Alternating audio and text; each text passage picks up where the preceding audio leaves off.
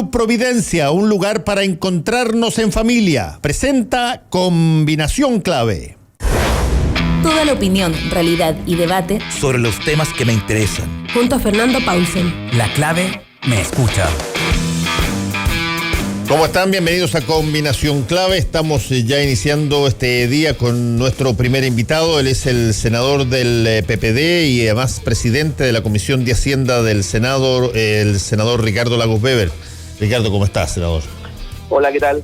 ¿Cómo están? Muy buenos días. ¿Son buenas o malas noticias lo que, Ricardo, con lo que ocurrió tanto en las cosas que se ha avanzado en la reforma tributaria y particularmente lo que ayer en la Comisión Mixta se aprobó de la reforma tributaria?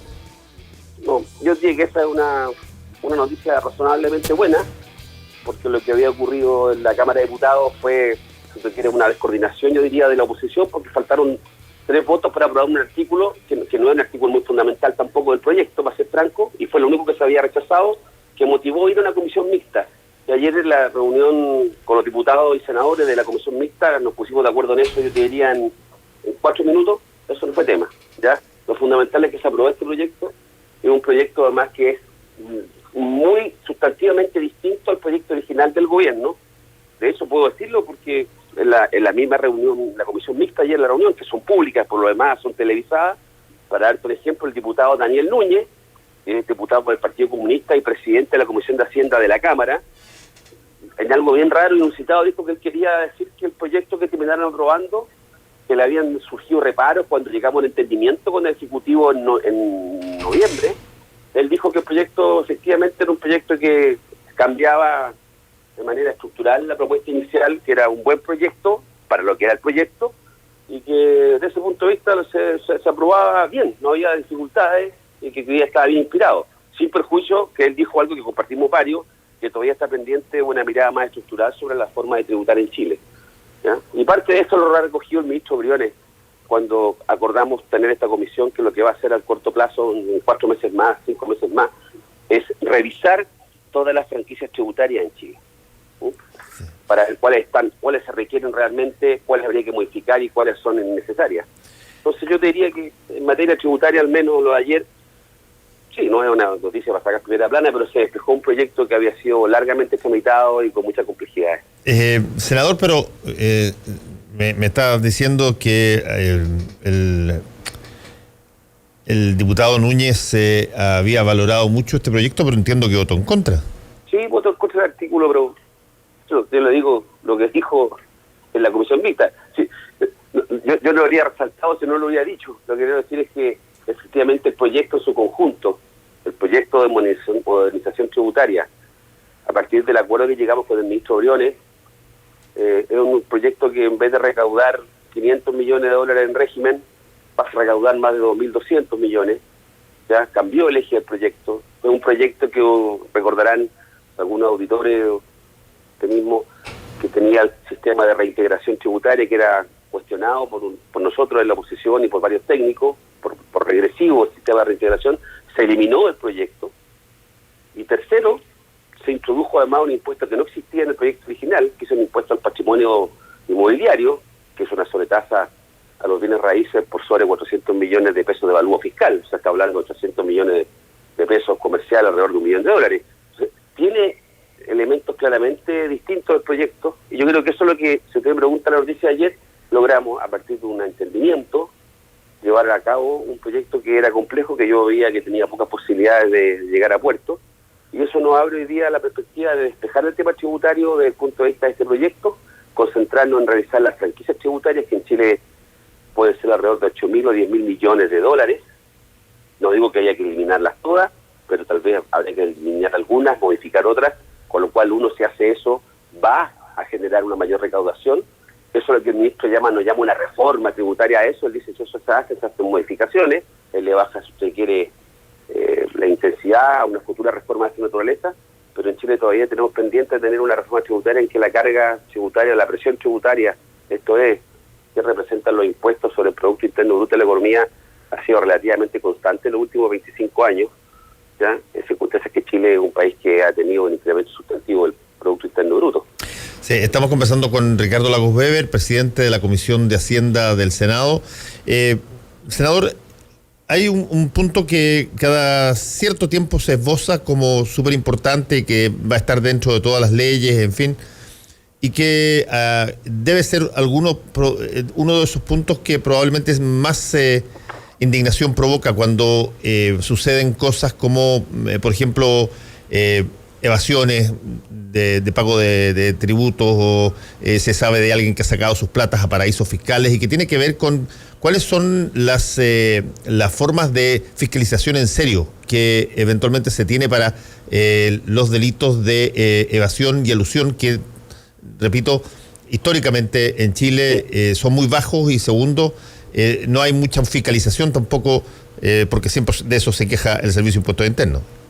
Sí, respecto de eso, recuerdo también, y lo podría haber mencionado entre los 3 puntos, hay que hablar de 4 porque se me queda siempre ese, en el proyecto original que envió el exministro Larraín al Congreso, venía una propuesta de modificaciones bien sustantivas a la llamada Norma General Antiilusión, que es una norma que se estableció en la reforma del 2014, que le da atribuciones al Servicio de Impuestos Internos para calificar como ilusión ciertas prácticas tributarias que puede que no sean, si usted quiere, derechamente evasión, pero que sean la forma de hacer la planificación tributaria apunta, a juicio de la autoridad, a básicamente eludir el pago de impuestos, más que a tomar decisiones para generar la renta de acuerdo a lo que estima el servicio. Esta es una norma que fue ampliamente debatida en su oportunidad. Hay sectores de tributaristas que no les gusta derechamente, que sostienen que hay que hace poco previsible ya las decisiones, pero quiero decirle que esta norma no la inventamos en Chile. Esta es una norma que existe en varios países, yo diría, más sofisticados que nosotros, más desarrollados derechamente, y que es una norma que lo que tiene es una norma que disuade de realizar prácticas tributarias agresivas con los fines elusivos, básicamente. Y esa norma que venía en el proyecto original, en este marco de entendimiento con el ministro Briones, se dejó fuera tocar la norma general anti-ilusión, lo cual ayuda, yo diría que es fundamental para lo que usted está planteando. Sí. Lo otro es que y eso no era el espacio en esta reforma, porque no hubo el espacio en esta reforma, que cuando hablamos de avanzar en el tema de eliminar franquicias, para dar una idea, estamos pensando, por ejemplo, qué hacer con la exención de pago de impuestos a las ganancias de capital. ¿Ya? Entonces, es para dar un ejemplo de cosas que quedan pendientes sí quedan pendientes, a mi juicio, de tener una reforma más estructural. No se avanzó porque la idea, también, para ser franco, estas conversaciones se hicieron en medio del estallido social. Y había un tema de cierta, si usted quiere, inestabilidad financiera. Acuérdense que el dólar tuvo una subida muy fuerte, tuvo la intervención del Banco Central, y todo esto, este marco de entendimiento fue dentro de ese contexto, ¿ya? Uno conversaba con la autoridad económica del país y había que tratar de apurar el tranco en esto para dar una suerte de pie a tierra en materia tributaria y cerrar ese flanco al menos.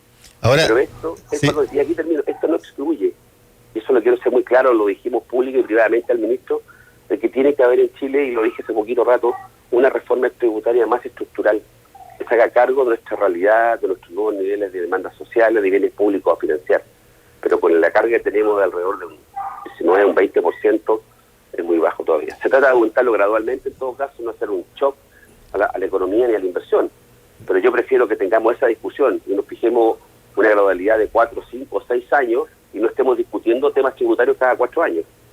Sí, yo lo planteo eso, senador, porque con la crisis de confianza pública que hay, que está reflejada claramente en la última encuesta CEP respecto de instituciones, una de las cosas que más uno esperaría que se corrigiera es justamente las raíces de esa desconfianza, y esa desconfianza en gran medida tiene raíces, por ejemplo, en que las personas creen, y con justa razón, que existe una justicia totalmente diferencial para las personas comunes y corrientes que para aquellos que tienen muchos bienes, y que se nota, entre otras cosas, particularmente en la carga, en quienes pagan y quienes no pagan impuestos. Y por lo tanto, habiendo una reforma tributaria en el Congreso, me parecía de perogrullo decir, oye, pongamos los mecanismos de tal manera de que efectivamente se vea, no que se piense, se vea que ha habido un cambio en términos de la discriminación respecto de quién paga cuando se evaden impuestos. Entiendo. Ahora, en esta reforma, de todos modos, se introdujeron modificaciones que hacen más restrictivas las elusiones, si usted quiere, y que apuntan excesivamente a que patrimonios más altos puedan tener ciertas prácticas tributarias que terminan pagando menos impuestos.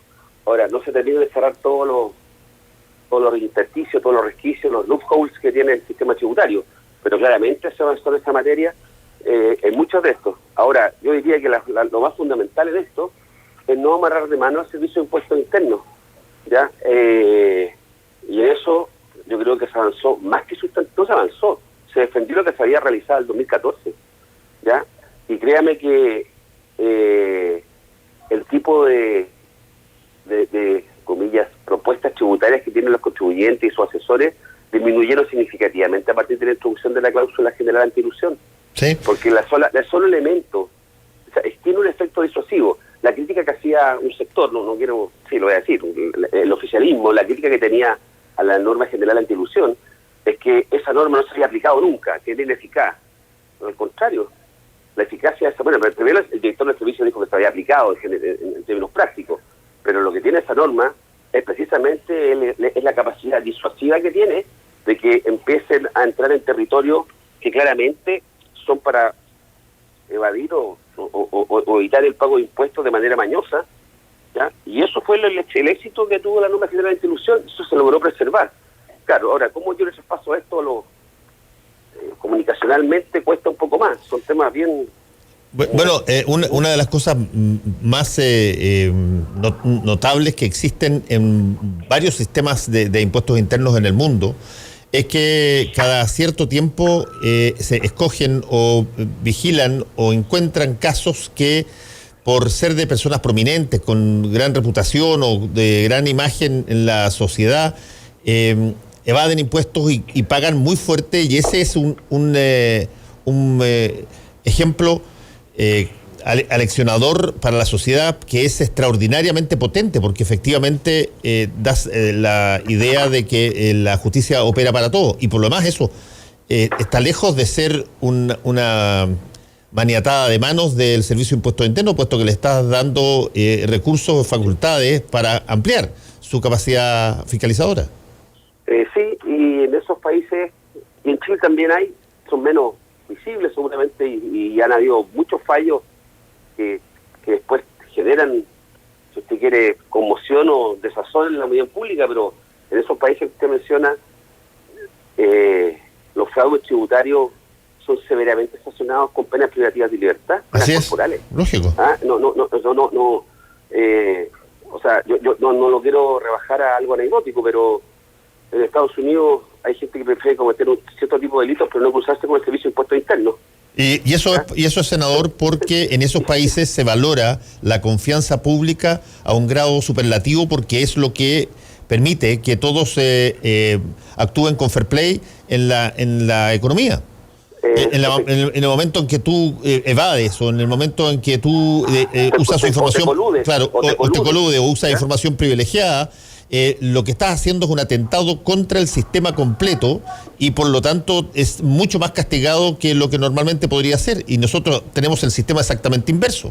Sí, lo que pasa es que acá, bueno, esa fue una discusión que se dio en parte cuando discutimos la norma general de anti-ilusión originalmente en 2014, para instalarla, para que naciera esa norma, y después lo que estamos discutiendo ahora, producto que querían, si usted quiere, aguar la norma, ya eso es lo que el gobierno nos decía, que quería eliminarla, pero claramente le iba a quedar una norma con menos dientes. Es que toda la base del sistema de economía de mercado, yo sostengo, de países más sofisticados que nosotros, opera sobre la base de no tener que regular todo y cada uno de los elementos. Primero, porque es imposible, y establece el principio de la autorregulación y la buena fe. Porque yo no puedo fiscalizar todo, dicen en países más asociados. No puedo fiscalizar todo uno. Pero le quiero decir algo. Esta es la norma. Persona, institución, persona jurídica natural, que cae en una infracción de esta naturaleza, a través de fiscalizaciones aleatorias, etcétera, las penas son extremadamente altas, Sí, pues. o sea, comparados con nuestro sistema. Y dos, y no siempre la forma de mirar si usted cometió o no un delito tributario es a partir del símil con el derecho penal. El derecho penal, para que alguien sea condenado por un delito, ese delito tiene que estar tipificado en un código, en una ley. Tiene que estar descrita la conducta reprochable de manera muy clara. Y si se cumplen los requisitos, entonces ahí usted se le cae el tipo penal encima y puede ser sancionado por ese delito. Aquí en Chile la práctica tributaria ha sido esa, que tiene que estar expresamente descrita la práctica tributaria que puede llevar un hecho doloso. Bueno, la norma general de institución, y esto es efectivo, no es que no descanse en tipos penales, es que le da una mayor forma de interpretación a la forma en que se comportan los contribuyentes. Y eso está sancionado en muchos países de Europa, eso tiene sanciones muy severas. En Estados Unidos es cárceles. Usted ha visto que buena parte, y no quiero caer en la anécdota, pero buena parte de personas que se desenvuelven en áreas reñidas con la ley, pero que no son posibles de conseguir pruebas de carácter de delitos criminales propiamente tal, al final ese servicio de impuestos internos que termina interviniendo y el que ha destapado demasiados casos de corrección.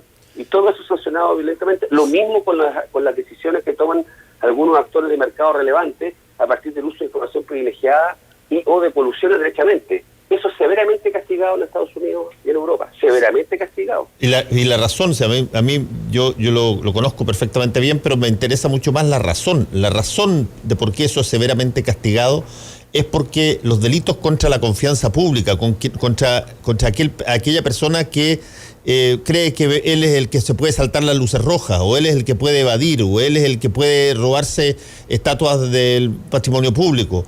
Esas personas, cuando atentan con la confianza pública, lo que básicamente hacen es mandar una señal de que se puede hacer. Y por lo tanto, el Estado en ese sentido los castiga y muy grandemente, penalmente, y es un disocivo muy grande.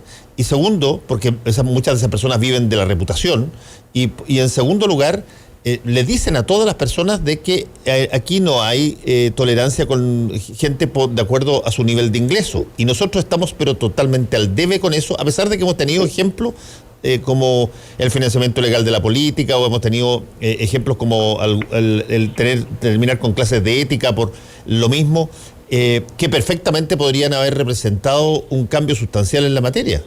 Sí, puedo ponerle un ejemplo de eso que estamos hablando, que se entiende muy bien porque lo baja a un terreno tal vez que lo saca de arriba de la élite, pero que se aplica para este sistema, que es el siguiente.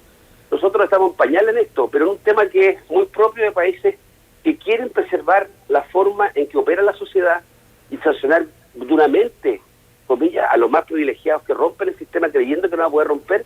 Es lo que ocurre con las leyes de tránsito en esos países, que nosotros lo hemos importado recientemente. En esos países, al igual que en Chile, está sancionada pasarse la luz roja o el signo pares, con una tremenda multa y sanción. La diferencia es que allá, además, se establece el tema de la reincidencia como un tema que equipara la cancha, porque un rico o alguien con muchos recursos, con la teoría de que la multa sea alta, tal vez su incentivo a respetar las normas de tránsito es más bajo. Total, yo me puedo permitir pagar todas las luces rojas y todos los signos pares que me salte, porque para eso tengo recursos. La ley establece allá que el hecho de la repetición termina en sanciones que son distintas, como el retiro de la licencia, de por vida. Entonces, esto lo hemos visto en Estados Unidos, en Inglaterra, parlamentarios en Inglaterra, producto de exceso de velocidad repetido, en 4 o 5 oportunidades se le ha retirado la licencia de por vida. ¿Y por qué es eso? Porque lo que tú quieres es equiparar, al final del día, que el respeto a una cosa civilizada, que las leyes del tránsito, estén marcadas, estén sancionadas de tal forma que sea indiferente el poder económico de quien no falta la norma. ¿Me explico? Y eso es lo que hace al final igualiza, ¿no? Y hace más igual la cancha a la hora de tener que enfrentar el reproche social por las infracciones. ¿Y no hay agua en la piscina para que se pueda producir más o menos lo mismo acá? Sí, yo siento que sí. Nosotros hemos avanzado con la Fiscalía Nacional Económica, hemos avanzado a la hora que le demos más autonomía también a ciertos servicios, ya alejándonos del Ejecutivo. Yo creo que eso es muy importante. Vimos el tema de, al final del día, de las colusiones. Las colusiones, además, se descubrieron las colusiones, se sancionaron. Ya, lo que yo siento, se permite que hay que revisar esto. Sí que sé que hasta hace poco, hasta hace no mucho, yo era senador, yo soy senador hace 9 años, llegué al Senado, creo que en el 2010-2011 hubo un debate sobre este tema en algún proyecto de ley, y hay un sector que se oponía a las sanciones privativas de libertad para los delitos de cuello y corbata. ¿Para qué le voy a explicar qué sector era ese? Se oponía a la... Presentamos un proyecto con el senador Tuma y otros, el ex senador Tuma, etcétera, porque yo siento que esas sanciones, los atentados contra la libertad económica, los atentados contra la información privilegiada, contra todo aquello, lo que hacen al final del día cuando esas cosas ocurren, ¿ya? Y más encima se saben, terminan dañando la fe pública en el sistema que tenemos de convivencia. Y eso hace que no solamente la gente se decepcione, sino que nazcan alternativas que yo creo que no son las mejores de la forma de organizarnos como sociedad. Temas más extremos, alejados de una economía de mercado, alejados de una economía social de mercado, si quiere, para que no. Y eso es lo que está en juego cuando se faltan estas normas. No solamente que alguien se enriquece a un individuo, sino que es el daño al colectivo, a la sociedad. Estamos conversando con el senador Ricardo Lagos Weber, presidente de la comisión del Senado. Van a recibir, entiendo que hoy o mañana, lo que se aprobó ayer, senador, en materia de reforma de pensiones, donde se repuso lo que se había rechazado el viernes pasado por la Comisión de Trabajo, donde acuérdense que se había descartado este alza de 6% de cotización extra, 3% cotización individual y lo otro de reparto. ¿Cómo se ve esa posibilidad justamente en la Comisión de Hacienda? Ya, entiendo que este proyecto salió de la Comisión de Hacienda de la Cámara de Diputados y tiene que votarse en la sala de la Cámara todavía. Entiendo yo, puedo estar perdido, pero eso es lo que entiendo, que se vota en la sala. O ya se votó ayer. No, yo creo que se tiene que votar en la sala, pero en el Senado va a ser un trámite distinto como quiera que sea que va a aprobar. El gobierno creo que cometió un error, lo digo bien derechamente, cometió un error al tratar de llegar a un entendimiento con un poquito de voto de diferencia con la bancada de diputados de la democracia cristiana. Lo digo por lo siguiente, eso que hizo el gobierno ahora es calcado de lo que hizo el ex ministro Larraín en el tema tributario en la Cámara de Diputados, ¿ya? Que tal vez podría ser funcional para el Chile pre-18 de octubre. Yo no lo compartía para nada, le planteé, no digo 30 veces porque es exagerado, pero me veo unas 8 o 10 veces al ministro en público y en privado de que ese no era el camino, que iba a llegar al Senado, que iba a tener un tratamiento distinto, y que incluso se aprobaba la reforma tributaria, que él quería hacer por un voto de diferencia, dejaba instalado que el tema tributario iba a ser parte de la campaña presidencial para la próxima elección y parlamentaria, ¿ya? Con lo cual nos cerrábamos el tema tributario y Chile le íbamos a seguir dando vuelta cada 4 años, ya por tercera vez, en una reforma tributaria estructural. Y yo siento que lo que ha hecho el gobierno es llegar a un entendimiento con una parte muy pequeña de la oposición, pero que le da la mayoría suficiente para aprobarlo, una reforma a las pensiones, que mencionaba recién usted hace poco rato la encuesta CEP. Sí. Cualquiera que esté escuchando que hay la encuesta CEP vea que es lo que más le preocupa a los chilenos, la reforma de las pensiones. Y si entonces esa reforma estructural, de las cuales hay visiones tan distintas a rato, pero que es posible acercarla, vamos a aprobarla para que perdure en el tiempo con un voto de diferencia, eso no tiene destino. Se lo digo, o sea, incluso que la apruebe no tiene destino. Entonces me parece que se comete un error. Afortunadamente, por suerte, que bueno, en el Senado, la bancada, yo entiendo, de la democracia cristiana, si bien los 5 senadores y senadoras la piensan todo igual, yo tengo la percepción de que va a haber un esfuerzo genuino por trabajar en conjunto con el resto de la oposición.